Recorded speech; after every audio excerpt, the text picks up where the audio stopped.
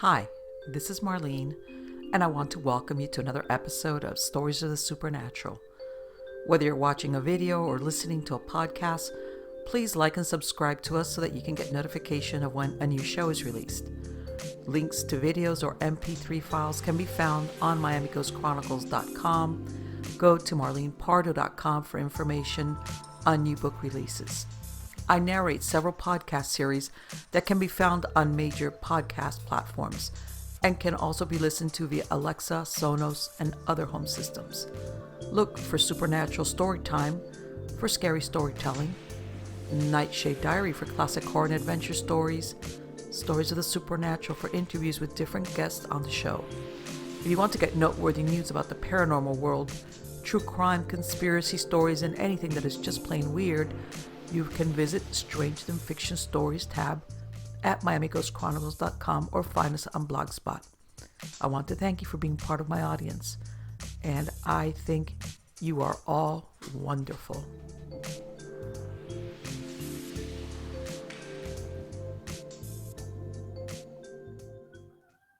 Hi everybody, it's Marlene with Miami Ghost Chronicles, Stories of the Supernatural. How's everybody doing? Good, I hope. I'm doing well. We're almost technically into the fall here in Florida. Okay, and again, I'm making mention of that because normally, coming from South Florida, we actually have seasons up here in North Florida, and I've been noticing now early in the morning and at night, the temperature's dropping down to 70 degrees. For a lot of people, believe it or not, down in South Florida, where it's a subtropical weather, even at this time of the year, you would go out in the middle of the night and it would be sometimes in the high 70s or maybe 80 degrees at night. And you would only see that temperature come down like pre-dawn hours. So yeah, for us, we're already noticing the change in temperatures here. And for those of you who are going to watch the video version of this, you're going to see that I've inserted a little clip me with two of my what I call my cranky girls, which are the broody hens, because I know everybody's always asking, and you're going to see there's one that I mentioned before where she snuck out on me, got under a board, and I didn't notice, and she's on eggs, so I'm going to let her hatch them. And then another one that she's broody, but I take eggs away from her. But anybody that's familiar with chickens, they get cranky. What I call my cluck clucks.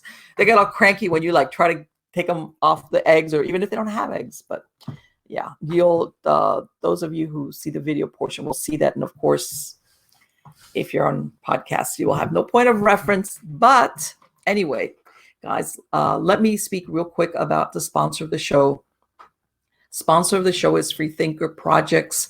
They're a rural outpost provider for mail forwarding, virtual mailbox. They're a registered agent, all Florida-based, and they work mostly with people that are into the nomadic lifestyle, the RVers, people that need a place to receive mail packages for them, get it forwarded.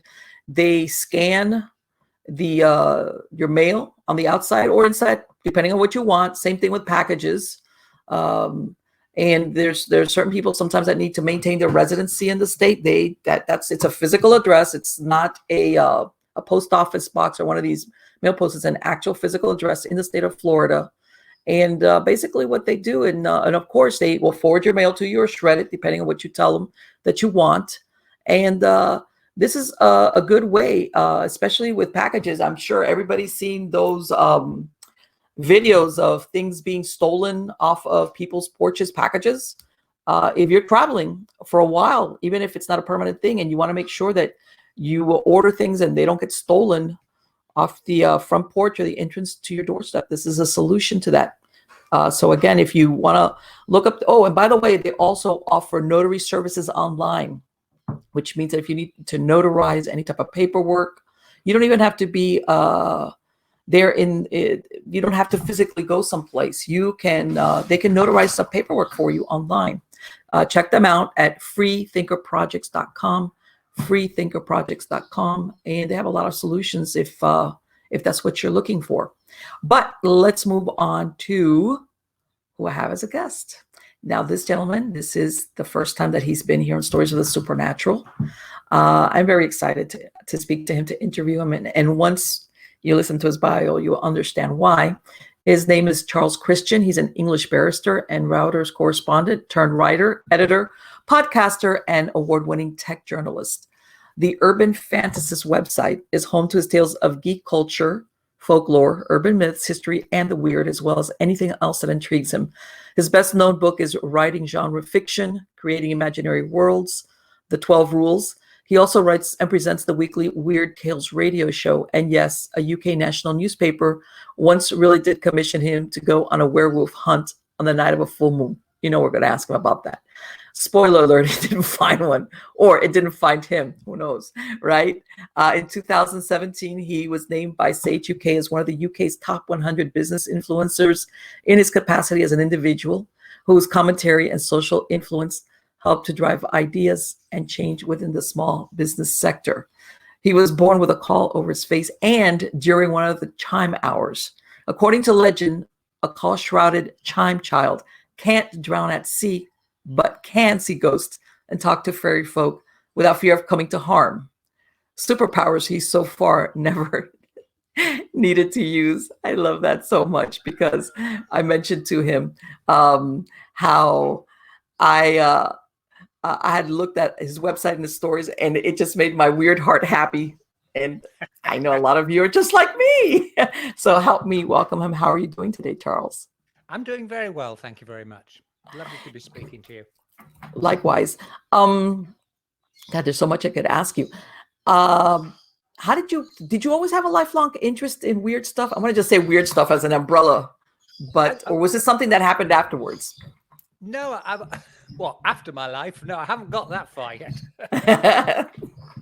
No, I always did. As a child, I grew up in a very spooky house on the east coast of England, and it was right by the harbour, and it possibly was haunted. There were odd creaks and bangs and bumps and things in the night, and we were of an age, I was of an age when in the UK, certainly television wasn't as pervasive as it is now. So on winter nights and things, the family would sit round the fire and sort of tell ghost stories, or I'd sit and listen to them telling ghost stories. So I think I got it in at a very early stage that people start, it attracted my interest. Unfortunately, you can't make a living doing that, or you certainly couldn't when I first started working. So I went off and did the day job for many years, and have now got the time to be able to pursue my interest in weird stuff. And I use that term to cover the whole field of ghosties, ghoulies, paranormal things, and whatever. Right. Yes, there's a lot of things that fall under that term. And it's really funny because sometimes people think that, I'm going to use the words ghost or haunting. Sometimes they're very in your face, and sometimes it's very subtle. Like you said, when you're a child growing up, then later on, as you become an adult, you think back and you go, that was unusual. Maybe that noise that I kept hearing, every other night, there really wasn't a good reason for that. But it's like a very subtle haunting, I guess is what I'm saying. Exactly. Yeah, there was something that used to shake my bed in the night, and my father said, "Oh, it's just the wind hitting the house," and the house did project out from other properties. But it was only many, many years later it dawned on me that the way the bed was laid out, if it had been the wind hitting it, it wouldn't have shaken the bed the way it was. It was shaking it from end to end rather than from side to side. So, I was going to say, boy, that's not that subtle. A shaking bed, whoa. But sometimes when parents say something, and as a child, you tend to accept them at their word. Yeah, you're like, okay. And I'm sure you just kept sleeping. It's like, okay, it's just the wind. Exactly. And I say it was one of these houses where it was by the sea, the harbour side, and it had been sublet and bits added on over the years. So there were very odd design in it, and there was some parts of it that were clearly medieval. And when parents did building work, we found really large, thick, 3-foot thick walls. Other parts of it had been changed with all the rebuilds, so you had a long passage that just stopped nowhere. You went along it. It was somewhere in the house, and then it stopped. And we had a neighbor who had a room that was an impossible room, as it appeared to be in the middle of 2 floors on our property. And I say Right. the lofts, the timbers were being made from repurposed ship's timbers, and one of my aunties or great aunties, she would have been, used to house shipwrecked mariners, people whose ships had problems or broken down in the port, Mm-hmm. and they'd stay up there. And a spiritualist friend of my mother's said you could hear them moving around with their big sea boots on at night, clunking around. And again, that's one of those things that, well, I'm sleeping directly under that. So how long did your family then have that home? For a long time? They had it a very long time. They were there from, well, my father grew up there, and my parents lived there until my mother reached that point where she had to go into a home, and Mm-hmm. we sold the property. So it was in the family for probably 110 years or so. That's So quite a while. that's quite a And the while. reason why Yeah. I mention it is that our lifestyles now are very transient. People don't realize that once upon a time, families would stay living on properties for quite a long time. Oh yeah, yeah. That was the way it was. My great aunt passed the property down to my father, and in turn, when I got powers of attorney, as they're called, and we took over the property, it became mine, and we sold it off to raise money for my mother's care and things. But no, we had it a very long time, and I say it was so close to the seashore that when we had flood tides, and you get exceptionally high tides in spring and autumn to coincide with the equinox, the cellars used to flood with seawater, which was a delight. Wow. I bet. And also another thing, people don't realize that once upon a time, people would repurpose foundations and timbers. It's not like now that you can order for Yeah, materials to be delivered. People would very yeah. often repurpose, from structures that were damaged, or they were doing. They tried to make the best out of what they could. So a lot Mm, of times, yes, you do hear stories of people using timbers and things, yeah. stones Well, from other this room, structures. yeah, this room I'm in now, it's a converted barn in East Anglia, and the timbers in the background, you can just see them growing out of the top of my head. Um, they have definitely been repurposed from ships, because there are odd cut marks in them that wouldn't fit. Right. And Exactly. Exactly. the brickwork you can also see, just lurking behind me there, that was repurposed from a farm about 100 yards from here that was demolished sometime in the 1950s, and all the brickwork was carried away and reused, and the floorboardings from another building altogether. Ex- Uh, yeah. See, sometimes people don't think. Everybody thinks that you just order building materials, yeah, they get yeah, delivered, and it's brand new things. And no, no, um, and the paranormal angle on this is that you always hear stories that sometimes places, as in even the materials, have an imprint. yes, Especially if they were used for a long time. Not necessarily a haunting. It doesn't have to be a ghost, but the imprint of, for example, like you said, the ship, or let's say a place was mm, a tavern, or that's why you get people that have strange feelings in certain places and they can't account for it. It's yeah, because of reasons like that.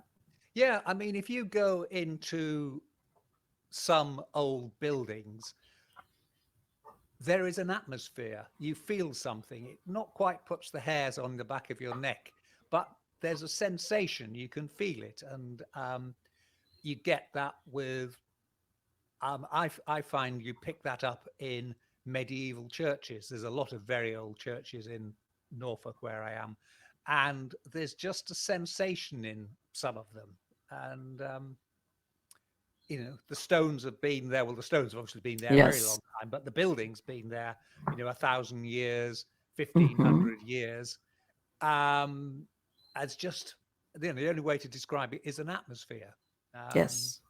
Without going into psychic paranormal research or anything, there's just a feeling about it. Well, if you think, because most people will, if you think of a church or any, the people a lot of times came with a lot of their woes to church Mm, to pray, yeah, and yeah, sometimes very serious problems. It's not, strictly just the religious. yeah, A lot of how can I say, heavy emotional things went on inside churches.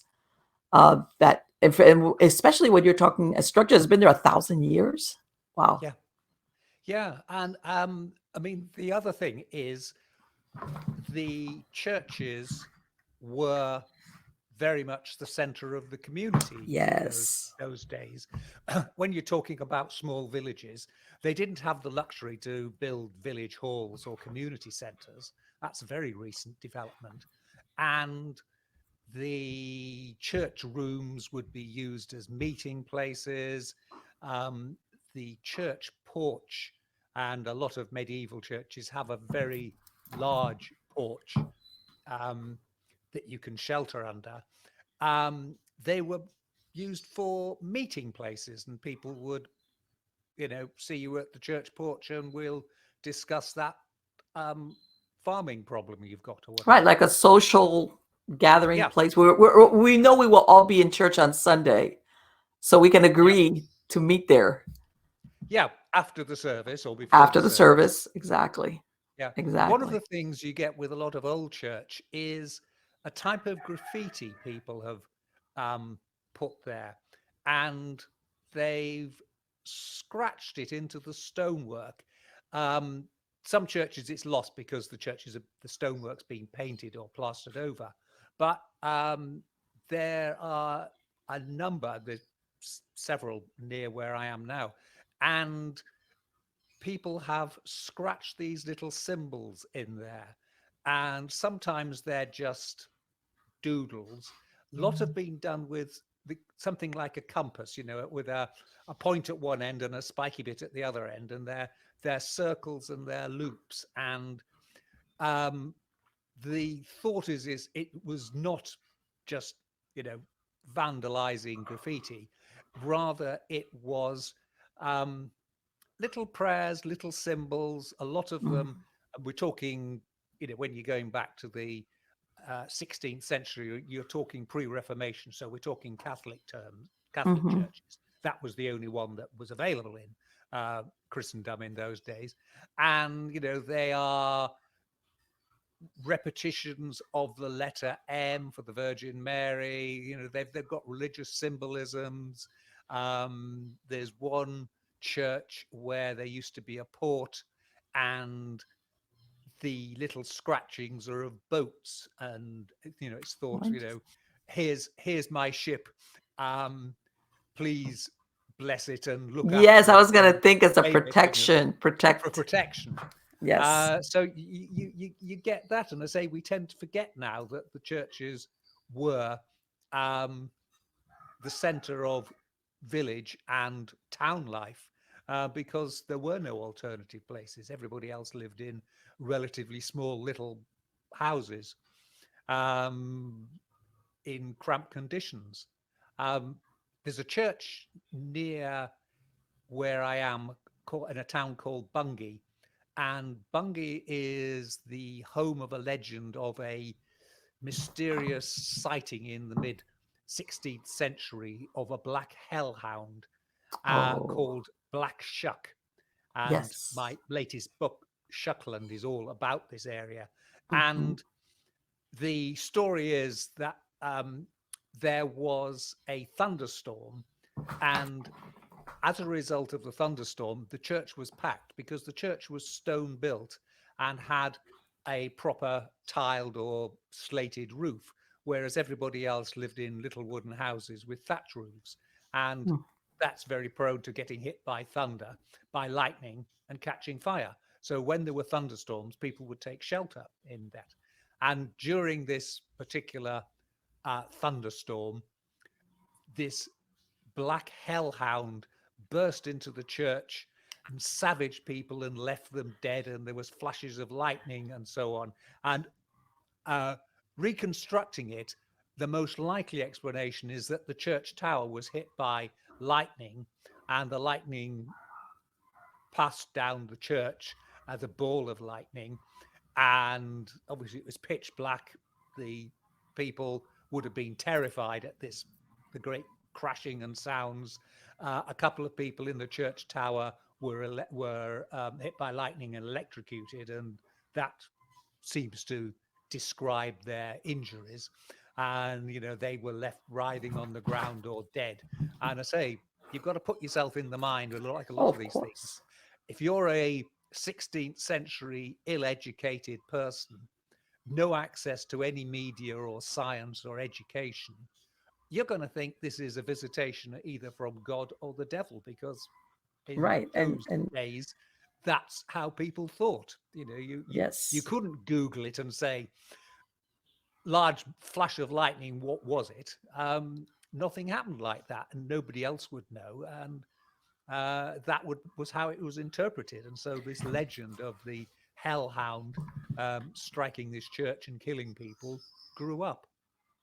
Well, and you say 16th century, but even as a matter of fact, I was looking the other day at a story about during World War I, the Hound of Mons, which is similar in the sense of like a black dog, a black, and we're talking here we're talking what, 300 or 400 years in the future. And I believe that the English soldiers really thought that, in the trenches, that supposedly this thing would walk along the perimeters of the barbed wire and go after any of the soldiers going out there. Yeah. And then it stopped. Yeah. And then it stopped. Yeah. Yeah. And I mean, there's a lot of legends like that with the First World War, because again, most people weren't that well educated. We'd got primary education in England in those days, but it was fairly basic: reading, writing, religion, and arithmetic sort of thing. And these people still in those days, and again, we live in cynical times nowadays, but I know. the church was still a big institution, and people still had beliefs in religion. And you're also at that era when there was this huge, I was going to say global, it was mainly North America, the United States, and Europe, interest in spiritualism, which that was, spiritualism was very popular. And so people were more attuned, I think, to think of this was, divine inspiration or divinely sent or demonically sent. They looked at things in black and white on that. There was the legend of there's a couple of them, of the Angel of Mons as well, where supposedly a large angel appeared and helped the troops. And there's also one about the Archers of Mons, where soldiers from the Middle Ages, when England was fighting a lot of wars in France, in the area where the First World War was taking place, all the trenches, sort of turned up one day, these ghostly soldiers firing their arrows to support the British soldiers firing at the Germans. So that's incredible. They were all accepted. They were all accepted as true stories, and people believed them, and they took consolation and heart from them. Right, because in those times also, like what you said, the concept of evil was very real, as in the devil or demon, and they would personify them, like you said, a black dog. Certain animals sometimes were like, they were representatives of evil, like when you see Yeah. the black cat and things like that. People really Yeah. did believe that. They were. Yeah. Well, the black dog, it goes back to Viking times, the Norse times. So you're talking, the first millennium, the years before 1066. And the Vikings brought over a lot of legends about black dogs. And in their Norse mythology, you have Ragnarok and the giant wolf that going to destroy the world and things. So there's always been this element that the black dog is an ominous sign and a I was going to danger ask you, for sign. them, did it have the same connotation as being negative, that a black dog? It did definitely. And I mean, we use the phrase, for depression, people say they've got the black dog, and it's sort of this evil connotation. And of course, if you are out and about on a night and you see a black dog, you might just see the red eyes and this black Hmm. shape, and you can't work out how big it is.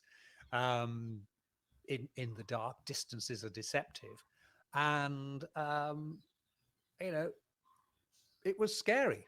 And Right. the legends grew, and I say the legend of Black Shuck um, is now 500 years on, and still people are saying they're seeing it and there are sightings of it, and it's still part of the where I live. It's East Anglia. It's still part of the East Anglian culture that Black Shuck or Shucky um, Yeah. exists.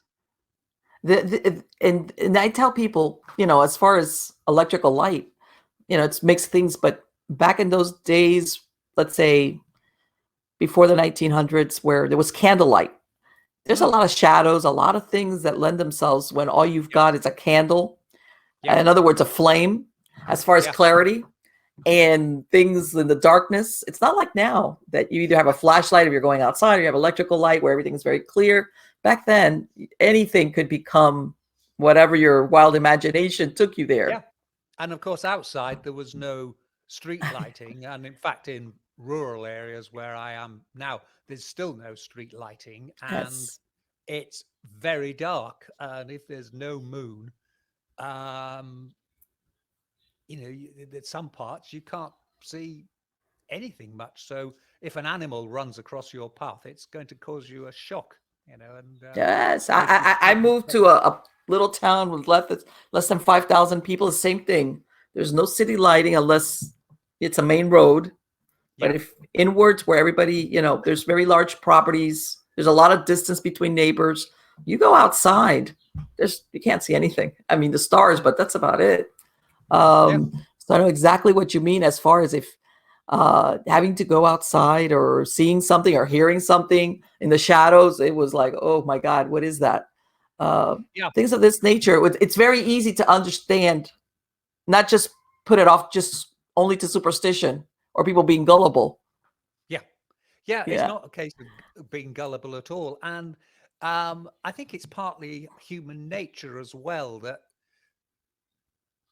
when something like that happens, we tend to think the worst, Hmm. and we you're taken off guard. Um, what is it? Is it some savage animal that's been let loose? Yes. Somebody's pet that's got out of control and too big and's wandering around. And in clear daylight, you can often analyze something and come up with a fairly mundane, boring explanation. Oh, it was that. But Right. in the dark, and say if it's fog, we're getting into the autumn here in this part of the world, and the fog can come down very quickly because it's still warm days, but the evening temperature, I heard your intro, the evening Mhm. temperature drops and you can get fog. And you see something like a barn owl, which is very large for a bird and almost white when you see it flying. You don't need too much of an imagination if you're in the dark and this huge white flappy thing goes past to think, what is that? It's the, well, On my property, I have what they call live oaks. They're about 300 or 400 years old. Yeah. They're very, very, very tall. And we've got big owls out here too. Same thing. Mm. There's nothing spookier than you go out at night and you hear maybe that owl hoo, hoo, hoo, because they've got a Yeah. very deep hoo. And when they Yeah. fly across, it looks like huge, bigger Yeah. actually than it is when it flies from one. Yeah. I can see where And people would think like, okay, I've got a winged something coming to get me. exactly. And they swoop. They tend to jump off there where they've been perching, and their wings are so big that they can Yes, just glide past. So if you saw a bird and it was doing the flappy flappy, say that's a bird, but they just yes. swoop by, and it's very disconcerting. And I say that it's one of the things that always intrigues me about what we're calling weird stuff, but particularly folklore Hmm. and legends. There often is a logical explanation for them, but the the brain doesn't think that way. The brain always looks for the more exciting one, and of course, as the tale gets told, it gets passed on, and Yeah. to other people, it becomes that owl becomes a lot bigger. It was the size of a condor, and the next thing, it's one of these prehistoric, petrodactyls or something. It's so big, and Well, you know, it, it, and this is the thing again. Even when bad things would happen, you hear this a lot. Where, of course, let's blame it on the devil. What was mm, it? A drought, pestilence, whatever. And a lot of these animals or these omens, is basically mm, that's what people looked at them as, were omens of either bad yeah, things are coming or it's here. yeah, yeah, yeah. Well, you get that. I mean, obviously, if you've got a drought, animals that aren't local to your area might move into your area looking for water. If there's a Hmm. fire somewhere, again, you get animals that aren't local to your area moving into your area. And we do still get these strange phenomena that are hard to explain, and sort of Fortean terms, that frogs and fish coming down from the sky and things, where they've been, I think, caught up in a vortex on a pond or at sea or something and swept up by atmospheric conditions. But again, stuff falls from the sky, and it's Yes. very weird. And Charles, let me ask you, in that area of the UK where you're at, were there, and I'm talking here about, did they ever have anything where like either witch trials, where they, in other words, instead of like what we were talking about, when things go wrong, it jumps from blaming the animal to blaming the human. yeah, Did, yeah, we are witchcraft central. East oh, Ang- East Anglia is Norfolk, Suffolk, and Essex, and this was the area where Matthew Hopkins, the Witchfinder General, was operating during the Civil War, the English Civil War in the mm-hmm. mid 17th century. So we had more witch trials and more witch executions in this part of the world, Oh, in this part of England, than anywhere else.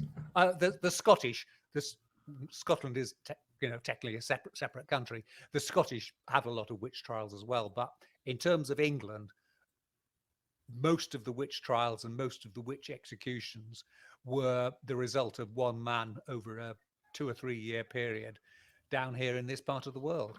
well, with And a name, a title like the Witchfinder. Whoa. Witchfinder General, yes, Well, Matthew Hopkins. Yeah, it was when the Civil War was on, and he called himself a witchfinder. He self-appointed himself the Witchfinder General, and he was a complete rogue. And he got paid by the number of witches that were hung. oh, there Uh, no motivation for a no, witch there. and Wow. he one of the things they say about witches is that they have a devil's mark on them, or a Right. third nipple or something. And Mm-hmm. basically, it's any piece of warty skin can be classed as Sure. that. And of course, once you get past a certain age, sadly, warty skin comes with the Yes, of territory. course. And Matthew Hopkins actually had a type of knife with a spike on the end, a pricker, which you would prick these symbols and these warts. And if the witch didn't react, that was proof that it was a devil's mark. But just to play safe, his pointy knife had a spring loading in it. So it actually went into the handle when it touched anything. So, of course, it didn't hurt the witch because it wasn't going into it. It was but going to any witness, it would look like this spike was going straight into them, when in fact it wasn't touching them at all. So I say he was a complete and utter rogue. And but the witches continued, and there were. Did he? I'm curious to know. Did he ever find somebody that wasn't a witch? Some trials, because he used to have them arrested and then they'd be brought to a magistrate or a judge for trials. And some trials did say this is just bunk and nonsense and you're just making this up, and dismissed it. But I say we were in the middle of a civil war at the time, so things were unusual. And he basically got away with it, causing havoc and chaos. Did he, by any chance, did he, how can I say, pick on people that were suspected of being supporters of the opposite side? No, but I mean, it's like when you read a lot of these witch trials, he was going for the easy pickings, the sort of outsiders, people who were unpopular in the village, people who, been beastly to other people, who had got disputes with other people, and a bit like when you have the Salem witch trials, starting with children making the allegations. It's the same thing. Children would say, that old woman over there is beastly to me. She's an old witch. And it sort of just spreads out, and, old widow, no one to defend them. You didn't have defense counsel in those days in trials. You had to defend yourself. And again, we're back to where we were, ill-educated people, terrified. The way trials were conducted, it was that you'd often be arrested and then wait for what we called an assize court, when a senior judge would come by, and you'd be stuck in a cell for weeks and be a terrifying experience. And so you essentially had, and obviously people, they did resort to torture as well with some of the witches. So the people who were there were really in no position to defend themselves, and they were just victims of it. Right, because from what I understand, and that's another thing, sometimes people, the Salem witch trials, people don't realize that as far as motivation, that these people would forfeit their property once you were accused. Basically, you lost everything.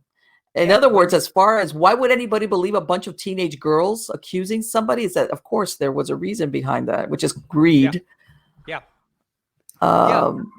There's quite a few of them where you discover that, there was a dispute, or when you hear tales of someone's own family denouncing somebody, scratch beneath the surface, and it's the elderly widow who lives in the farmhouse, and the son would like to get their hand, and his wife would like to get their hands on her house and get she's her not out. dying quite soon enough, so let's hurry it along. Exactly, we'll hurry it along. And as you say, they their property was confiscated. I mean, I think that was the point with Matthew Corrie, the person who was accused in the Salem trials, who refused to plead one way or the other, and was eventually crushed to death, where they had this thing where you put weights on people to force them to say guilty or not guilty. I think he realized they was not going to find him innocent. In other words, he knew. So it was like, I'm going to go down swinging. Yeah. So he said nothing, didn't plead. And so although he died, his property wasn't forfeited. His family kept on to it. And Let me ask you, what happened to which finer general? Did somebody finally? no, I mean, there's in the movie versions, he dies a horrible death, but actually I think he died of natural causes or cancer or something of that nature. He died of a disease, Right, and after, fortunately, a very short trial. After a very a fort, fortunate after a very short time, because he could have gone on for years because he was still quite young when he died. really. Um, And I'm glad you bring that up, because in a lot of the movie versions that we have, we see the villain. We'll put him as the villain, die, like you say, a very painful death. And sometimes yeah, that's not the case. Sometimes you will have people do horrible things like that, and they grow, they live into old age and die yeah, quietly in their bed. yeah. So No, that does happen. That does happen, sadly. And that uh, and then what happened? Did the Civil War, or the end of the Civil War, did it stop the witch thing, or what happened with that? no, they still dragged on for a few years, and in fact, in the middle of the 17th century, the 1660s, there was a big witch trial near here, a town called Bury St Edmunds. And that is significant because the proceedings were recorded. And this again was one of these where it established the precedent for supernatural evidence. And that it was mainly children who'd started it. And they were in court saying, I dreamed that the witch came into my room and tried to kill me at night. And this was accepted as evidence, Wow. supernatural evidence. And that was actually one of the pieces of evidence that was used against the witches in the Salem witch trials, Yes. because we Yes. still shared the same, it was Salem, Massachusetts was still an English colony, and the English law still applied. And they had a copy of the Bury St. Edmunds witch trials. And they said, this is useful. And they used it in the Salem trials.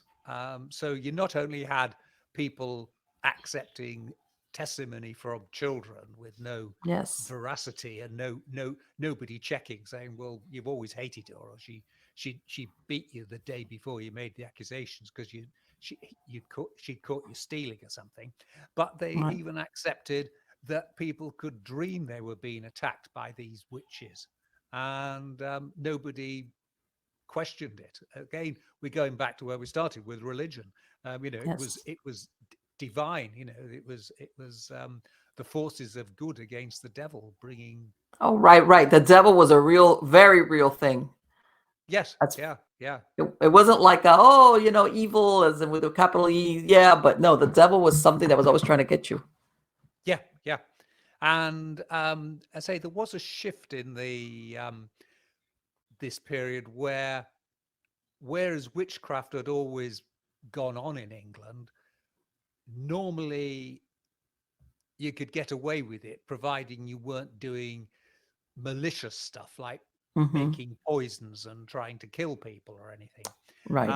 But sometime during the mid 16th century, about the time of the Reformation, the view changed, and it became that all um, basically all knowledge, all good knowledge is divinely inspired and comes from the Bible, and anything that comes from anywhere else is the work of the devil, and it's the devil trying to um, fool people and to trick them and to dupe them.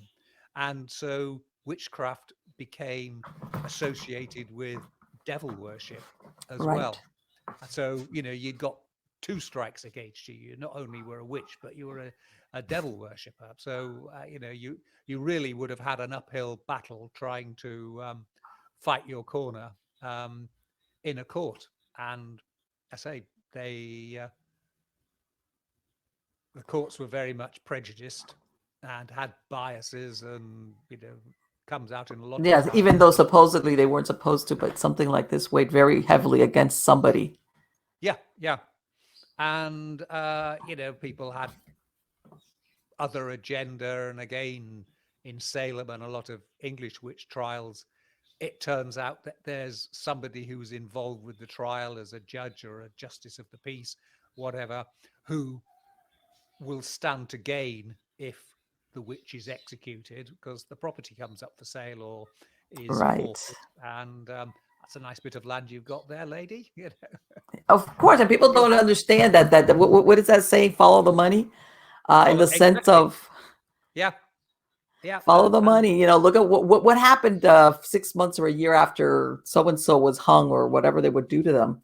Uh, what did I believe what was it? They would burn them at the stake. Is that how they would execute the witches there? no, in England and in North America, um, they were hanged. They were always Uh, hanged. Okay. hanged. Um, if you committed heresy, then you'd be burned at the stake. And some witches get accused of heresy for rather technical reasons and were burned, but the majority were hanged. But Interesting. in continental Europe, burning was the main method, It's and horrible. burning it was in Scotland as well. Right. And Um, I'm just curious. What would be, I'm thinking what more heresy than being a witch, but what is heresy as far as that we're going to burn you at the stake versus a quick and merciful death at the end of a rope? well, just to pick up on that point, in those days we didn't have the long drop method of hanging that we have nowadays, where you Oh, snap your okay. neck. You It was basically strangulation. you basically strangled, and you basically dangled on a rope for half an hour to an hour until I you take that died. back then. Yeah. Let me rephrase that question. What would I guess be heresy? I'm thinking what, that you Yeah. out and out announced that you were a Um, witch? there are a couple of witch well there are a couple of witch trials where witches had been taken to a church court, um, because people had complained about their activities, and Mm-hmm. they'd given an undertaking to the church that they would give up practicing witchcraft or magic, and then they'd gone back on it. And so basically they had broken a solemn promise to the church, so that counted as heresy. And there's a witch in long way back, um, 14th century, known as the Witch of Eye, and she was involved in a plot with the King of England's brother's wife.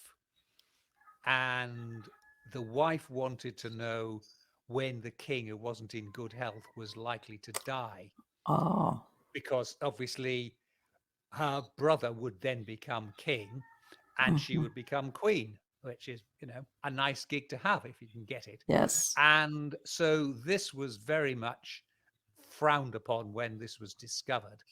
And the witch, it was discovered, had previously made this promise to the church. So she was guilty of heresy. So she got burned at the stake. Okay. Even her connections couldn't save her from that. No, Let me ask you no. something, Charles. When you mentioned the medieval church, because I know some of these churches, like you said, after with Henry VIII, that they basically they kicked the Catholics out, all the monks. That you hear these stories about these haunted abbeys and churches where monks are still seen. Do you have any of those where you're at? Yeah, there's lots of ruins around this part of the world. It has masses of medieval ruins, old monasteries, um, religious institutions, and most of them have rumors of either nuns or monks Right, because being they seen. they they would live their entire lives in that. They would indeed. They would indeed. And some were executed when Henry VIII um, did his dissolution of the monasteries and basically ended all the monastic institutions. And again, follow the money. Um, Yes. all the properties were seized by the crown, sold off, bought at rock bottom prices by local aristocrats or people with money. Um, their stonework was taken, their lead roofs, very valuable, the tile roofs, everything. So they were all taken, broken down, turned into other things. Lots of the English aristocracy, their stately homes as they are now, were based on the fact that they got lucky when Henry VIII was Right. closing down the monasteries. Yeah, And if they you were on got the that. good side, on Henry's good side, then Henry's good side. Yeah. you, of course, people Yeah. don't realize that there's always you could look at it as in the only this religious, but usually there's more to it, more personal. How can I say? Greed. It comes down to Yeah. greed. Yeah. And but you always hear, yes, you hear these stories of people sometimes seeing monks, and they always usually dates back to that time period. Yeah. Um, Yeah. Yeah. Well, that's when all these, the monastic ruins um, were created. Because, they were right, exactly. gutted, And pulled and the, and down. back then they went from being how can I say, uh, basically, if they didn't give them much choice. If you stayed there, they, like you said, they would be executed. Yeah. Yeah. And I say they again, there were so many of these monks living in these places over so many centuries. Hmm. The some of the monasteries that were destroyed, their original foundation, even if the buildings had been updated, they've been going for 800 years, as Yes. tradition. Um, so they again they've got this legend of ghosts of monks and things walking there, and once again, you know looked at by night, ruins are very spooky, and you just need our big owls flitting past and you think, is that a cowled monk or something? Let me tell you something though. And I'm going to ask about that I believe is from your area, something called the Wild Man of Orford. What is that? Yes. I had never heard of Right. that. And what is that? Right. Well, the Wild Man of Orford, long time ago, there's a castle at Orford, and people supposedly caught a merman, basically a person who had scales and lived in the sea. I don't think he had a fishy tail, but supposedly lived in the sea, and he was captured and kept in the castle for many years.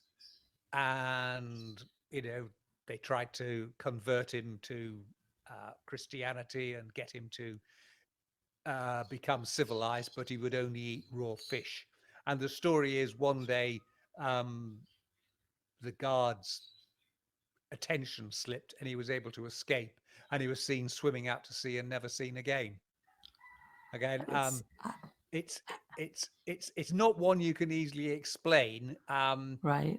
You can obviously say, was it as a seal or something, but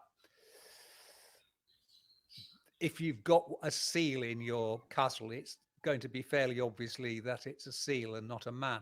So quite where the origins are, but it remains one of these mysteries. And of course, the cryptozoologists suggest it, was it some kind of wild man in the sense of Bigfoot, Sasquatch, Mm-hmm. etc., that swam in the waters and was, went fishing catching fish and just, probably lived on land or on the shore, but just got caught and they'd escaped. Because there is a legend round here of a creature called the woodwoes, and he's the sort of English version of Bigfoot.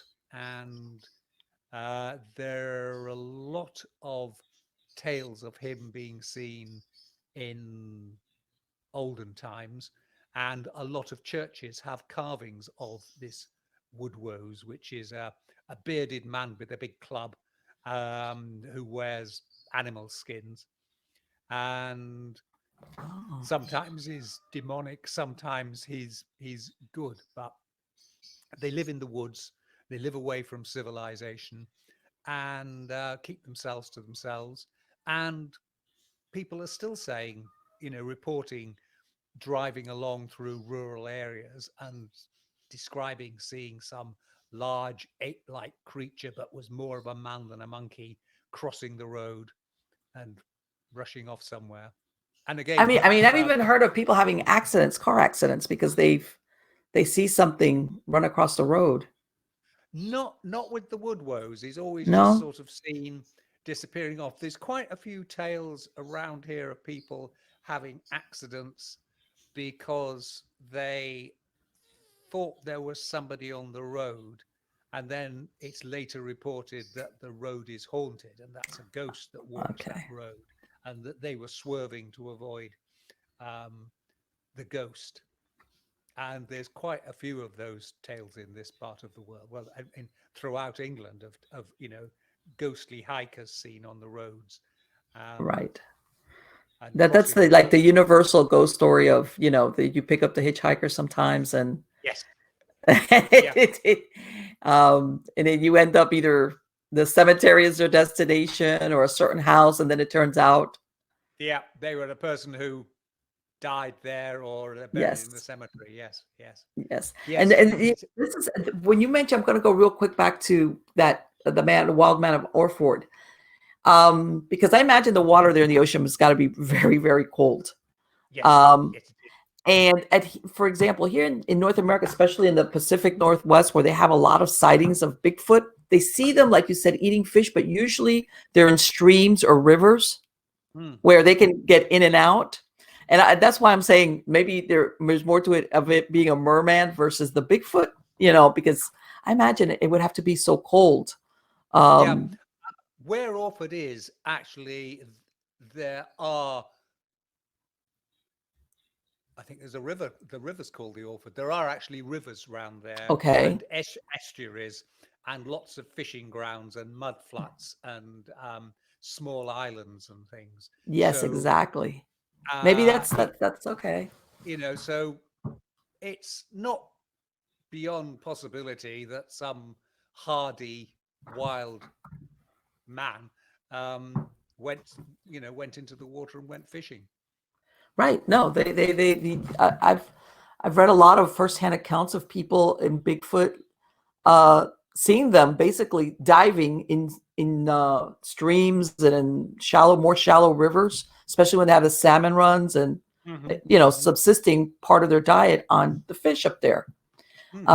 That to me is like fascinating because I had never heard of that, and I know in the UK, don't they also have sightings of, I want to say they're called Black Panthers. I don't want to say it's a cryptid because per se that's not an unknown animal, but I've heard that sometimes there's supposedly wild animals out there or cryptids that are not supposed to exist, and several people Yeah, say they've seen them. there's lots of reports of big cats and also big dogs. They call them ABCs, and anomalous big cats, and there's Oh, okay. a lot of them, reports, and have been for many years. Um, and it is possible, because you know there's a lot of open space and wild territory in England. Um, it is possible that they could be either some kind of wildcat, and again, up in Scotland, they do have a wildcat, and I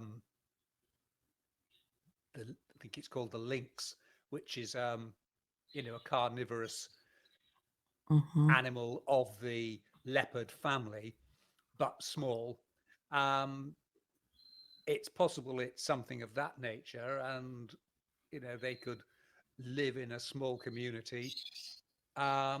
Alternatively, it could be a wild exotic pet, where people have got a leopard or something that they bought at some point and now realize they've got a carnivorous beast on their hands, and so they take it out in the countryside and let it go. And there's plenty of stuff for them to hunt round here, so Yes. they could do that. Yes. People don't realize sometimes when they have, let's call it exotic animals, that they either Mm, eat a lot. In South Florida, yeah. where I was at, because of the temperature, the climate, there was the boa constrictors and pythons that Mm, they've taken over the Everglades, yeah. and they're challenging because they flourished. And what would Yeah. happen is people would buy them when they were very small. They would get so big that they really couldn't handle them, Mm, and then they just drove west out of Dade County, for example, Miami-Dade County. You would go to the Everglades, let it go, and they've taken over the habitat totally. yeah. Yeah. Uh, Yeah. Well, and some of them will grow. There's no cutoff point that they stop growing. mm, mm. Yeah, and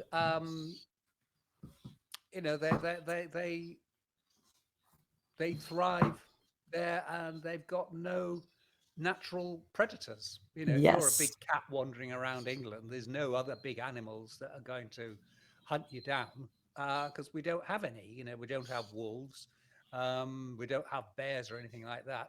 The most you've got are foxes, which are relatively small and wouldn't Hmm. take on something like a panther. So they can thrive. So I think, again, you can say, well, it's because people didn't get the proportions right, and what looked like a big cat actually was just a small cat, but it's just the way the photograph was taken or whatever, and things. There's always explanations for Hmm. debunking them, but I think they've been going on sufficiently a long time. I think the first one was the Beast of Bodmin.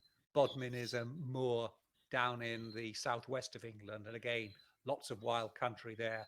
And I think that first started up in the 1960s with people reporting seeing a big animal, and also farmers reporting livestock that had been attacked and killed and eaten Right. And by that's the a thing. Sometimes when a people big take predator. photographs, they have Yeah, nothing for scale. In other words, like you said, yeah. sometimes when they take it, they have nothing to say in the photograph. So it's doubtful. I'm not saying it's not, but for as far as proof. But again, when you get these stories of livestock being taken, Mm, a small animal cannot do that. A small predator cannot do that if they existed. But what you said, what do you have? Foxes. Um, so yeah. I it's mean, like, things like sheep or cattle. mm-hmm, A fox couldn't take one of those down. I of course mean, not. might eat, scavenge a dead one or something, but it couldn't take one down. And we don't have that many birds of prey that none of them could take them down. I mean, again, they might scavenge something, but we don't have anything Exactly. that can take a sheep and pull it down. Exactly. So Exactly.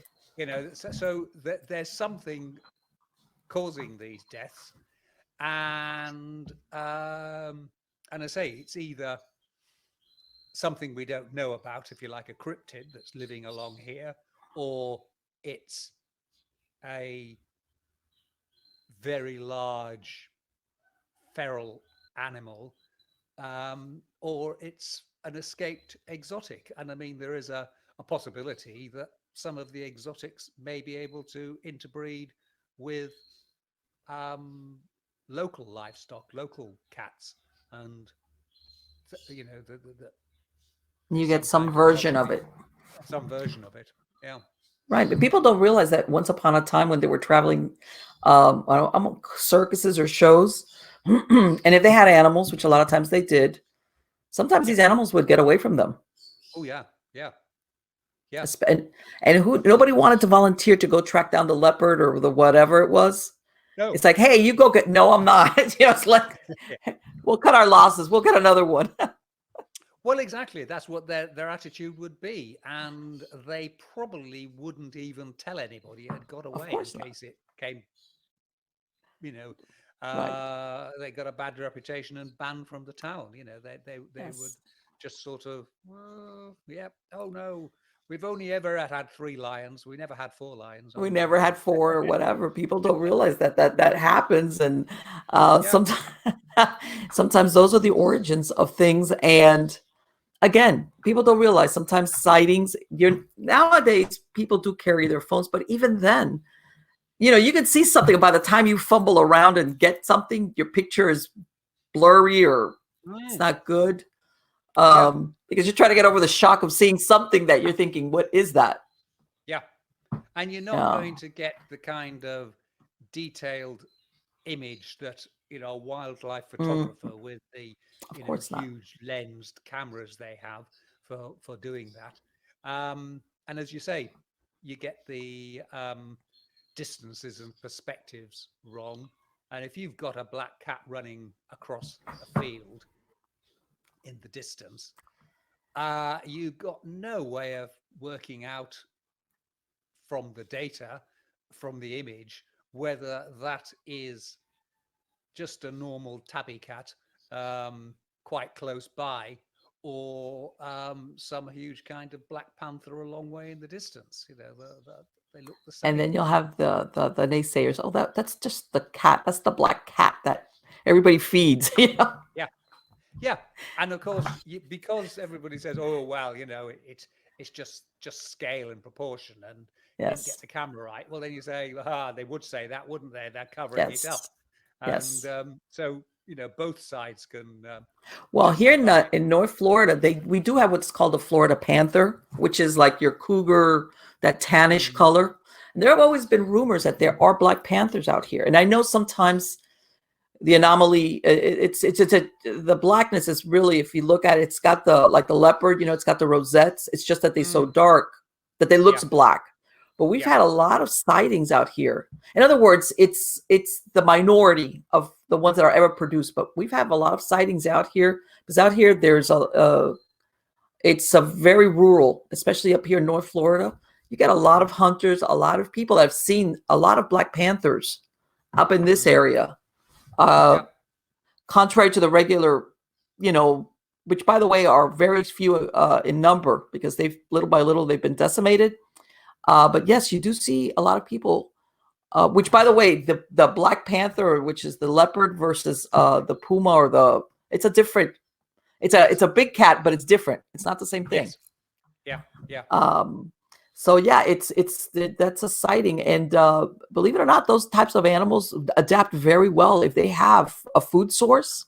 Mm, They mm, can survive for quite a long time. mm.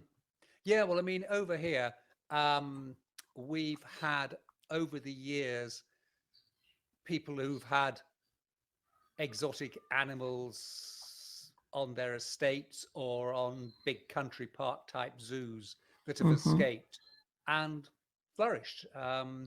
And we have um, a couple of non-native species of deer, one a muntjac, which is very small, um, size of a dog, and another one called Chinese water deer, which again, as the name implies, came from China and has escaped.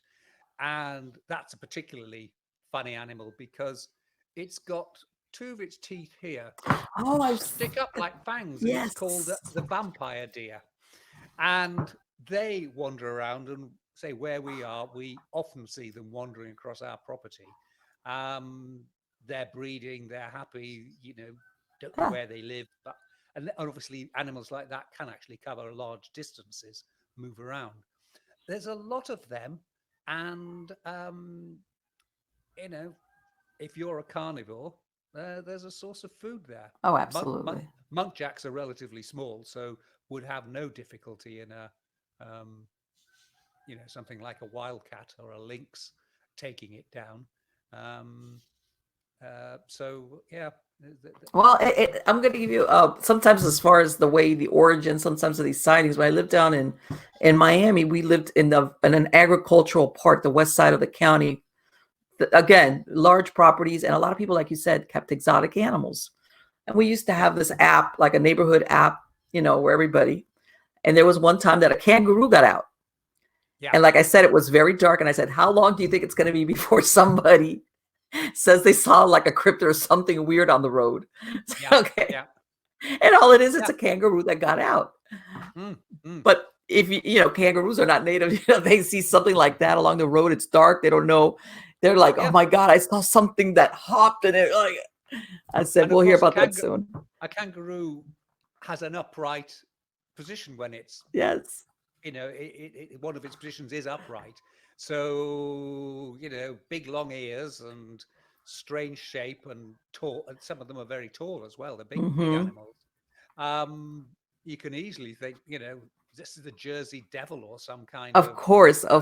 It's not somebody that, like, what is it? You see what you expect to see. You do not expect to see a kangaroo in South Florida. You just don't. And if it's dark, like I said, there's no lighting, there's no city lighting, and you're going along the street. I was laughing because when I saw that, I said, I hope they capture this thing real quick, because pretty soon we're going to have stories about weird sightings out here because of that. But yes, sometimes I understand, as much as I love the idea of cryptids and them being, and I don't discount all of them. I see also sometimes where the origins of them, and like you said, they get embellished in the retelling. And before you know it, like the kangaroo, a week later it's got wings, and it flapped and jumped over a fence. Well, they can jump big things, and right, of course. And so they spread, and of course. And personally, I like stories. In other words, not that I'm not into science, but I also like what if you want to call it folklore, or everything. You don't have to have that hard proof. Sometimes there is a kernel of truth in it. It's not necessarily just all like made up. And sometimes, and when people are scared, they tend to add up, make it more scary just because it'll justify why they're scared. Yeah. And, it's like the story about, you were saying, with how big it was, the fisherman who caught the fish, and it was this big. And each telling it gets bigger and bigger. And, they spread over the years, and it comes through hearsay. Somebody tells you and you tell somebody else, and it gets exaggerated, not deliberately, just inadvertently. And the whole thing grows. And I say, that's one of the intriguing things about folklore and legends, is that there's usually something at the root of it, but over time it's got distorted or exaggerated, or it was misunderstood in the first place. Exactly. And now it becomes legend. And of course, if you try and poo-poo it and say, no, it's not that, it's you skeptics, you want to keep it secret, and right, like you just said, the owl, now that instead of saying, no, it's just an owl, a big owl, but that's all it is. It'll be, no, it's not, it's a rare, what's that, there's a demonic owl in New Mexico, isn't there? That's meant to be the spirit of women who were murdered or something, and it swoops down, and there's tales of it attacking people and hunting people. And again, you can sort of put it down to being, quite a lot of them seem to involve men coming out of bars late at night and being scared. Oh, what was it that there was one, but this is like in South America. And it was the same thing that it was going after men that were leaving the bars, and I was like, Yes. that's weird. Yeah, Yeah. Yeah. it's Do pretty we see selective of that cryptid. Yeah, and the tales spread, and we still get them now. I mean, we don't tend to call it folklore, but we get urban legends as well. Yes, Particularly now we have the internet spreading them, and they quickly get yes, carried they take away off there, quite and quickly. very Even quickly. a lot of the which is, I want to say, basically invention of in recent years of what they call the creepy pastas, which are all these Mm, like the Rake and Slender Man. And a lot of people will mm, say those have existed, they just renamed them, because a lot of people are saying, well, these things were made up maybe from after into the 21st century, in other words, and a mm, product of the internet. And then mm, you have people say, no, there was a version of the Slender Man or the Rake or whatever from before, mm. Yeah, and it was just renamed. And it's like, yeah, okay, yeah, yes. I because mean, in England, there's a lot of interest in black-eyed children, which are yes, supposedly these ghostly, pasty-faced children with big black circly eyes and pointy hands and so on. And again, there was no talk of them um, until relatively recently, and now they've taken yes, off. And as you say, Slender Man being one of the best examples. yes, But people believe it. And I mean, there was a rather tragic case of the two girls who were going to yes, murder a schoolmate because it was going to be a sacrifice to Slender Man. You're going to kill yes, somebody for a cartoon character who doesn't exist. yes, yes. That's people don't realize, because they were like 13 years old only. They're very young, Mm, mm, and they totally, yeah. I mean, I'm sure that psychologically there had to have been some predisposition to believe mm, that, mm, mm, but at the same time, they, because most, as much as they get immersed in this, most teenagers, especially when you're talking about killing a companion, they're like, no, that's creepy, but that's too creepy for me. But yes, I've heard of that, they become so that is their reality. In other words, that yeah, yeah, this is not a made up story that's scary. No, this is their reality, and it exists in their reality. And what they say, your reality is that's where yeah, you exist. That's where you live. That's your belief system. yeah. Um, People believe it, and they're unshakable in it. And oh, absolutely, absolutely, and sometimes with tragic consequences. By the way, yes, sometimes indeed. they're very tragic consequences.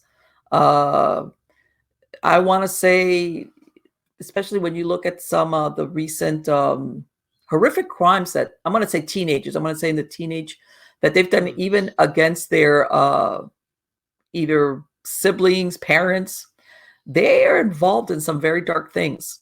In mm, other words, mm. they just didn't wake up and decide, they're either involved in Satanism or some type of, or who they're, in other words, they actually believe that sometimes by killing, let's say, their parent, they do it as an offering. There was Yeah. one, I want to say I want to say it was in the 1970s in New York. He told his companions, he had gotten into Satanism, but he was very young. Again, Mm, 14, 15. He told them, I want you to tie me up, bind me up, my hands behind my back and my ankles, and throw me. It was like a quarry, like a pond, and let me drown, because that way, if I sacrifice myself, then I will be accepted as like a lieutenant or an mhm. officer for Yeah. a demon to work, Yeah. to fight at his side. And they did Mm, it.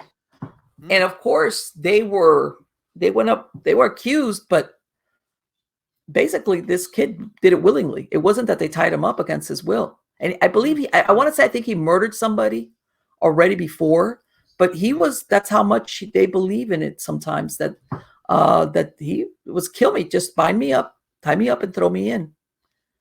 And yeah, sometimes people don't realize We those had superstitions. we had a murder case in the UK recently where the murderer killed two sisters, and he was doing it as a blood sacrifice Yes. to Beelzebub, a demon, one of the names you get out of the sort of grimoires and type of thing. Mm-hmm. And he'd even written a contract selling his soul with his signature and a blank space. He signed it in blood with a blank space for the demon to put his signature next to it. And, you know, say his reality was such that that was true. The rest Right. of us, we just scratch our heads and think, Yeah, you know, some people that say theatrics, and it's no, it's not theatrics. This person actually yeah, believed that what yeah, he was doing, yeah, um, yes. And sometimes when you think, how could somebody, and that's the, I want to say the, how much they believe it, that they don't fear the consequences. How's that? That they don't mm, fear, I'm going to get prosecuted. I could yeah, go to jail for the rest of my life. If I get caught or whatever the case might be, they don't. That part of the consequences escapes them, because their aim is to fulfill whatever. And let's say in that case that he had made is, he was selling his soul and he killed his siblings, and yeah, things like that. Yes. And I remember one time I was touring a very old the jail. It was in Virginia. It's called Moundsville. It's very old. It was built like post Civil War here in the United States, and they had finally shut it down. But it was there for over 100 years. Bottom line, if you go into the cells, which of course are very small, you'd be surprised how many of them had graffiti, or when they actually etch the stone, hmm having to hmm do with devil hmm worship, diabolical signs. And I'm not talking about from a religious aspect as far as that's wrong. It's like that they actually had that belief system, even, you hmm know, in other words, I have a feeling it's like they were into the devil before they got into jail. Uh, and they, maybe some of the crimes they committed, not all the time, some were out and out, just like you said, rogues, they were thieves or yeah, whatever. But they kept on, that mentality still worked yeah, inside their brain. They were just in prison, thank God. yeah, But yes, I saw you know, quite a lot when the cells that were open, and when you would look, and of course you had the names, but I saw a lot of graffiti of that type. And by the way, quite old. It wasn't like that you mm, say, well, this is a recent thing. There was stuff that was pre, like I say, after the Civil War and other mm, stuff, and things that they did. It was like horrific. Even when killing other prisoners, mm, and it wasn't even a question of, because as in jails, you have feuds, or you want to kill that. yeah, They were very yeah, they were sadists, the way they would kill sometimes yeah, another person, which makes you think that there's something in there, that it wasn't mm, the actual death, is the way they did it. yeah, And I mean, we could go yeah, into a whole thing about, you know, if you want to call negative influences, possession, yeah, or things of that nature, yeah, playing a part, as far as how much of it is it that you're crazy, and how much of it is, if you want to go into the paranormal, as far as possession by demonic being, or yeah, an inhuman being. or somewhere in the middle, that Right. you're not actually crazy and you're not possessed by a devil, but your reality is such that you believe you are, and Yes. you act accordingly. Yes, you're pushed over into doing Yeah, whatever it is. yeah. Charles, for my podcast listeners, what is a good website that they could find you at? Right. Urbanfantasist.com. Everything Okay. is on there. Are you working on any projects right now? Um, I've just had a new book Oh, you published. did. It's Let me see. available in bookshops in the UK, but it's also available on Amazon as an ebook, and it's called, you can see that, Shockland. Okay, that's what you were Shuckland, talking. Okay. and it's the uh, it's the folklore of this part of the world, and we've got ghost stories, we've got black shuck, we've got all sorts of weird stuff. We've even got a an old World War II airfield control tower, where it's supposedly still haunted by a US airman who died during the war there, and he's known as Eddie the Ghost, and he still apparently haunts it pleasantly. You know, he just sort of Hangs never out. go home, still hangs out. Right. And the other project I'm working on, which will be for next year, is a dictionary, I suppose the best way to put it, or an almanac of witches and sorcerers, going way back to the Bible through to relatively modern times, looking at the various eras of witchcraft and the way society was dealing with it, and also highlighting some of the main practitioners on what they did. And so we cover the whole of that era. Right, because I'm sure that, like what you were describing as far as the witch trials, that a lot of times innocent people were caught up, and maybe the worst that they did was pick herbs. You know, in other words, there was nothing, they were not doing. But I'm sure that amongst that, there were true, what you maybe want to call them, you know, witches, wizards, or necromancers. They've always been around. Actually practicing the dark arts, or what they call the occult, or you know, things that went against the church, which was kind of just about everything. Yeah, or you know, they certainly believed that they were practicing the dark arts and went about it and did everything accordingly. And again, follow the money. A lot of them. lot of the witches used to be looking for buried treasure and things of that nature, and they would call on the spirits of the dead to sort of tell them where in the field was the gold or things of that nature. Right, exactly. And a lot of people don't realize some that happens, that that for divination purposes they do call on the spirits of the dead to gain that information. Yes. And I've seen it here in South Florida. You know that we have the what they call Santeria, which is a version of voodoo, and you do see that here. Yes. And I've seen it in front of me, where they basically sometimes they'll say they get mounted as far as being possessed by the spirit, or other times it converses with them, but they do use them for divination.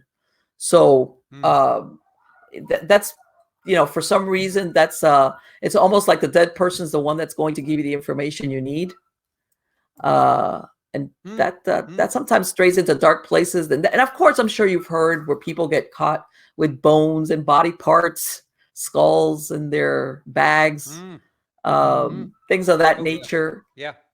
And the attraction to that is that purpose that they're going to use it for, in, like you said, whatever their belief system is. That even in modern times, is my point, is more common than people think. Oh yes, definitely. Now, you know how you see with all these old time pictures or paintings, you see the wizard and he's got a skull on a shelf behind him. Yeah. There's usually there's a reason for that. And it's not because he exactly. Yes. Yeah. It's not because he's right. thinks it makes a nice ornament. No, I mean, that's it. You know, that person who owned the skull is a person who is on the other side, and therefore is privy to information that we in this realm aren't privy to. So, you know, and the best way to do it is to have a physical connection with them. And you know, you see that with when you look at some of the recipes for spells, you know, where graveyard dirt is very popular. Oh yes. Again, you know, stuff scraped off a grave is a link with the person who's in that grave, and that's the person who's going to help you find out something. Yes.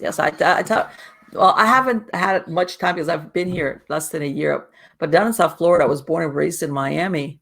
It was very common. I've gone to different types of cemeteries where I would find spell work all the time amongst graves, and the older. and stuff either on the outside or right on the inside of the perimeter of the, like they threw it over the fence. And yeah, like you said, there's a lot of times a lot of things that require, like you said, a graveyard dirt.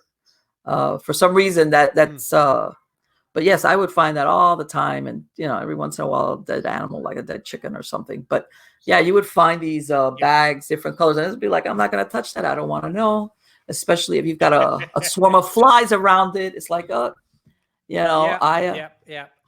I'm not going in there. No. as I'm just gonna leave. I don't want to know what that is. Yeah, I'm gonna.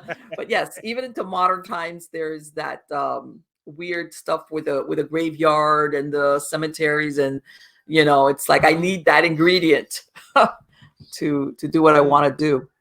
And despite that, we were talking about all these. This is the time where people were very superstitious or they were uneducated, and even now, some of those belief systems have endured. As far as different practices. Well, I mean, conventional religion has endured. Mm-hmm. There's plenty of people following Christianity, Hinduism, Islam, all the major religions. That side's continued. People still believe in it. It's logical that people believe in the, if you like, the darker side of it as well. Yes, exactly. And that, I guess that's my point, that I mean, we tend to get scared of that sometimes. And you might want to say, well, it's religious influence telling you that anything having to do with that dark side, stay away from it. But again, I think that it holds a certain attraction for others because they believe in it. And how much do you want to say, is it their belief system, or is it because they've actually seen some type of results because of it, despite what they had to do to get that result? All right. Yeah. And the intriguing thing with some of the Latin American hoodoo, voodoo, and variations is many of them have a connection with Christianity or Roman Catholicism as well. Absolutely. So, Yes. It's a strange mixture of the two traditions, if you like. That it's yes, it's very when you see that all the time. Bit going through it all, and it is there, and I think with some instances, happen chance plays a role, and you do this ritual, and then good luck does come your way. Right, and exactly. So I prayed for money, and I got a raise at work or something. Yes. Or bad luck, your enemy dies of a heart attack. You didn't actually cause it, but they coincidentally died, and you think it worked. Oh, in Miami, they have a portion called Little Haiti. For obvious reasons, there's a lot of Haitians, and I knew police officers that they would go on calls where they would have neighbors accuse others of putting a curse on them, and they were serious about this. By the way, it wasn't like they were like, you're weird and you believe this. This was a very common thing to actually believe that you got cursed by your neighbor or your landlord or vice versa, or the ex. They were told, and the police would go out there and go, well, but what we can't do anything about that. In other words, we're here for law enforcement strictly. But the point being that they actually truly believed in the power of being cursed through voodoo by whoever was their enemy. Yes, very much so. And as you say, how are you going to challenge it? They believe it, and yes.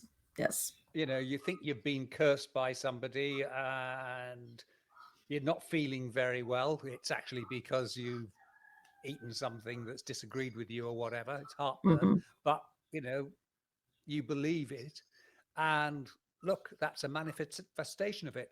That wicked person next door's put a curse on me. And say it's going right back to the time of the witchcraft trials when people would say that woman's put a curse on me or that man's put a curse on me. It's exactly the same. Yeah, because things can't Mindset go wrong behind just because they go wrong. It has to be as a exactly. result of the evil eye. That's another one. Yeah, Um, yeah. We don't like misfortune to be down to mundane mhm. causes, and uh,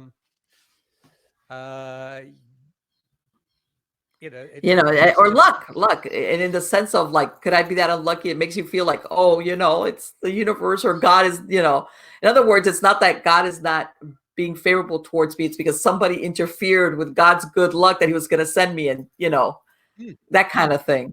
But yeah, yeah, and it's complex sometimes. Very simple, but complex at the same time, as far as the power of belief, I guess is what it boils down to. indeed, yeah.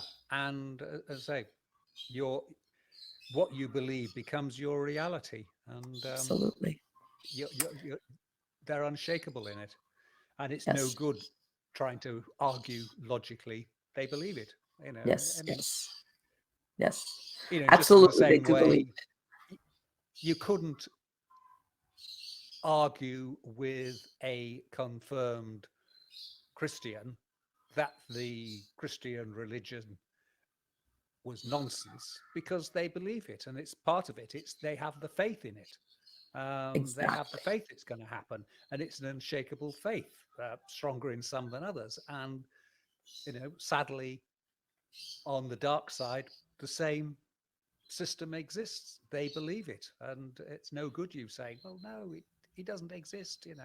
Or right, that You don't. person didn't curse you, just that. Yeah, Exactly. Again, I yeah. wanted to thank you, Charles. It has been absolutely wonderful to come back. I wish I know we spoke briefly of the new book that you just released, and Hmm. but you're going to be that other one sounds so interesting about all those the historical perspective Mm, on all these witches and wizards yeah, and that they actually were real people yeah, that existed, yeah. and what their Yes, story it's was. very much real people, not Harry Potter.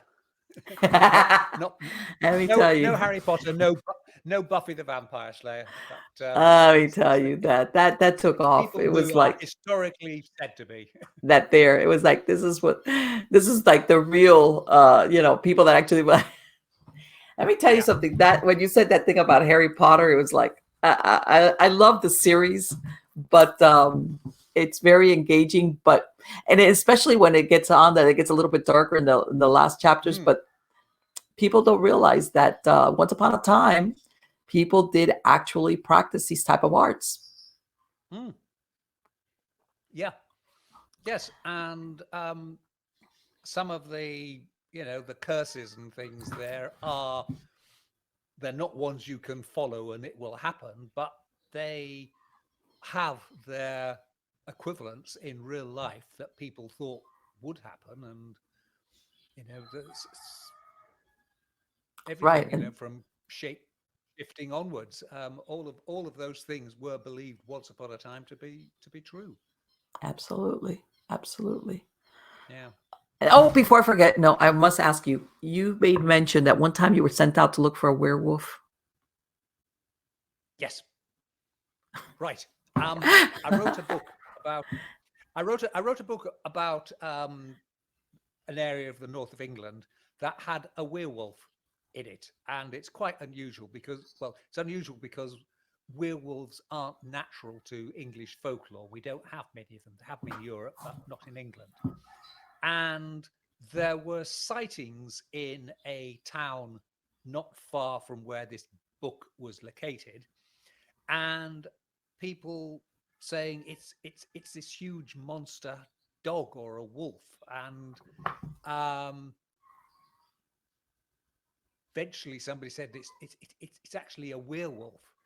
And I got interviewed by a newspaper who knew I'd written about it in a book. And so I rather foolishly said, sounds like Old Stinker. This was the name of the the werewolf in the medieval times, called Old Stinker because it apparently had a vile carrion smelling breath. And I said, it looks like Old Stinker's come back from the undead. and the local newspapers loved it, and so it sort Oh, of they became ran with it, huh? they ran with it, and it was, it was a quiet period for news, I think. And eventually, one newspaper said, would you be up for coming on a werewolf hunt?" So we went on the night of a full moon along where this werewolf had been sighted, and there were some strange things. There were strange indentations on the grass. There was an old canal running through the middle of this town, and there something big had been running up and down the grass banks of it. And we did spot at the other side of the river a creature with two very large orange eyes. And my feeling is that it was a large dog, husky, Malamute, something like Okay. that. Again, same thing. People get these great big dogs, and just a bit like people who get the exotic pets. They eat an awful lot. They cost a lot of money, and eventually they Hmm. let them out to go foraging. And again, they can feed themselves on smaller dogs, cats, and anything else that's around. Hmm. And it was Exactly. slightly spooky because I had a searchlight with me, a torch with me, and I spotted it. And instead of it running away, it actually followed us along the bank on the other side of the river. So it was Oh, distinctly spooky. And then it disappeared. And I say, fortunately, there was this canal and water between us.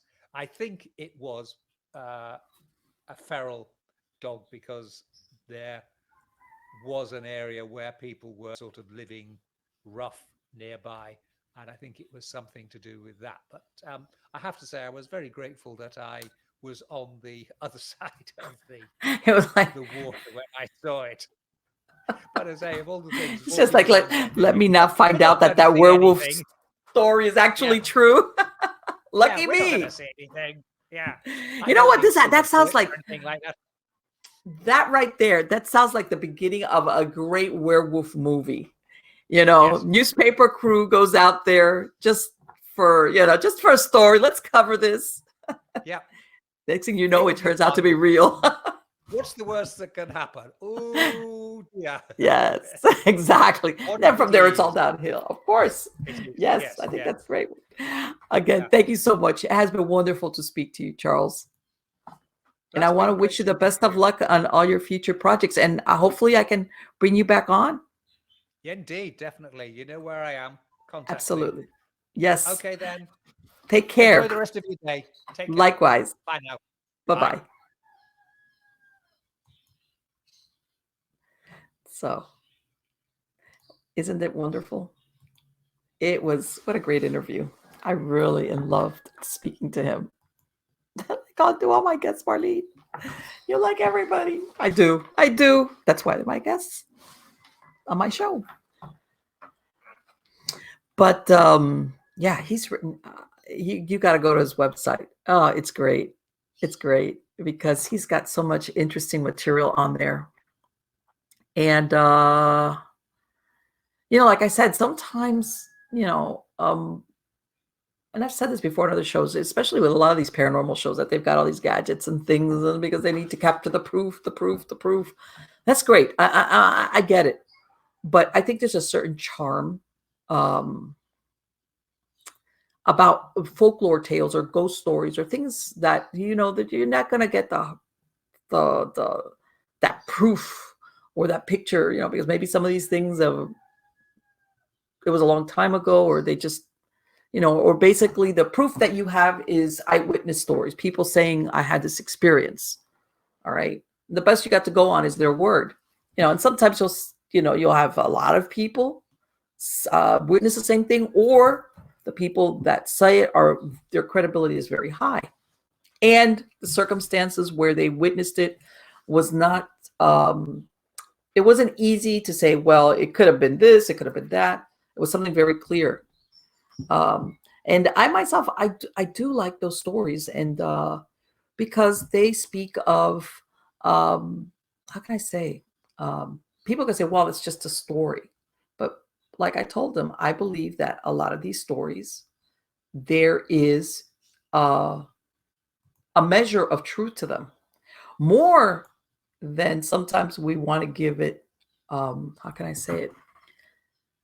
Because sometimes things are so.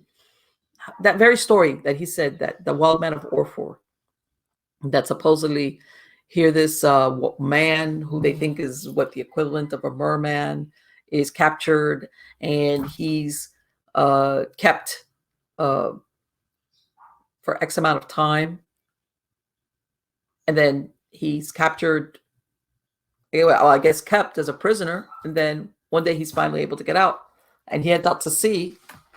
You would think, wow, that's really out there. But if you stop and think about it, this is not like, oh, I think I saw, like the mermaid stories. I think I saw a mermaid or something out in the water and it flapped and it fit. If this was something that was actually captured and kept and got away, well, what's that? And by the way, that was quite a while back. Again, how much of it is true? And I guess my point also, when I asked him, which I already knew, that the water over there is bitterly cold. This was not like your normal human being that fell in the water and is hanging out. In other words, I want to say, for a normal human being, they could not have been in that water for that length of time and not died of hypothermia, because our bodies aren't built, they're not made to withstand that cold temperature in the water. So my point being that a lot of these stories, I find them fascinating, even if there's no way you could either prove it, or that you think, man, that's really outlandish. Same thing with all these older ghost stories, and even what he was talking about, the black shuck, which there's throughout history, there's always been certain animals which, if they're not actually evil themselves, they're like the harbingers or the omens. Like, if you see this, let's use the owl. A lot of people think of the owl as being, the bringer of wisdom. But in some traditions, if you see an owl, all right, then it's a harbinger of death. Or sometimes it also depends on the time of year. If you see it, or and I mentioned this before, there was what they call like a spectral moose out in Maine, and the other one in Alaska, that when it was seen, they call it spectral because the coat was grayish, which made it look white. In other words, it was contrary to the usual coloring for this animal. And in some instances, seeing it, because it would be seen it was so unusual that people knew when they were seeing it, that it was, in some cases, it was a harbinger of doom, or something bad was going to happen, some catastrophe, something like that. So a lot of times the animal in and of itself wasn't evil. It's just that seeing one meant, and here we're talking regular animals. We're not going off into Mothman territory, where that's a cryptid in and of itself. It was like certain animals, black cats. Come on, people. That's just a tradition where seeing a black cat was the equivalent of bad luck, along with other superstitions. Same thing, I want to say, even in what is it that they call them, those murder of crows, which is a flock, which is not the word you're supposed to use anyway, of crows or ravens. Sometimes, we see them, you even see them as the eyes of evil, or evil beings using them to basically as a scout for them. So yeah, there's a lot of traditions that go back, which are very unusual.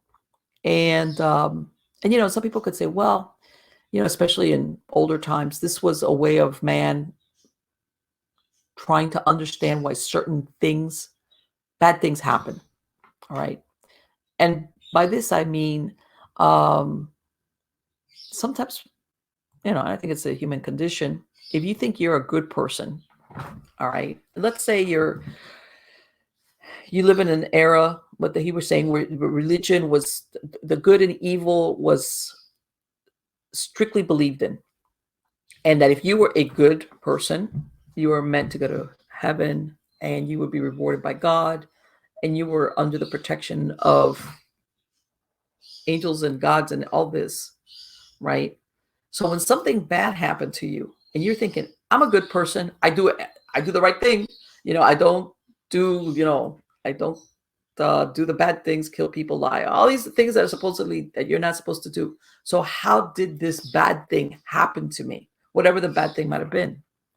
It could be problems. Let's say if you had a farm with animals, if you're a businessman, even the death of people around you, or even though death was more common then, because people it was easier for them to die. But let's say you all of a sudden you had more than one person die in a very short span of time in your family. All these things that we think of as that deeply affect the person. If I'm a good person and I do what I'm supposed to do, why is this bad thing happening to me? So then, of course, the next step would go in the direction of somebody cursed me, or something of that nature. Then when it was more widespread, like when you would hear about, a drought, pestilence, people getting sick, a bunch of things, then, like in, let's say, a community, then, then that's when you start looking for the scapegoats. All right. Because I'm sure everybody's heard of, we're a God-fearing community. And by this, I don't mean to say it in a bad way, but in other words, that, yeah, human people do bad things sometimes, but they consider themselves, let's say, a village or a community to be, we're good. We go to church every Sunday. So why is this bad thing happening to us?